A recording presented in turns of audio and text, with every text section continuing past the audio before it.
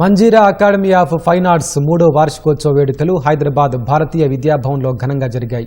ఈ కార్యక్రమంలో పద్మావతి పరిణయం, అన్నమాచార్య సంకీర్తనలతో భరతనాట్యం ఆకట్టుకున్నాయి. శాస్త్రీయ నృత్య ప్రదర్శనలు నేర్పించడంతో పాటు వాటిలో ఉండే భావాన్ని విద్యార్థులు నేర్పించడమే తమ సంస్థ ప్రధాన లక్ష్యమని వ్యవస్థాపకురాలు సురాగ ప్రసాద్ అన్నారు. వేడుకలో ఆకట్టుకునే హావభావాలతో కళాకారులు ప్రదర్శించగా ఆహూతులను విశేషంగా అలరించాయి. లయబద్ధమైన నాట్యాంశాలకు వైవిధ్యభరితంగా నర్తించిన కళాకారులు ప్రేక్షకుల్ని మంత్రముగ్ధుల్ని చేశారు. నాట్యంతో పిల్లలకు ఆధ్యాత్మిక ఆలోచనలను పెంపొందిస్తామని వ్యవస్థాపకురాలు పేర్కొన్నారు.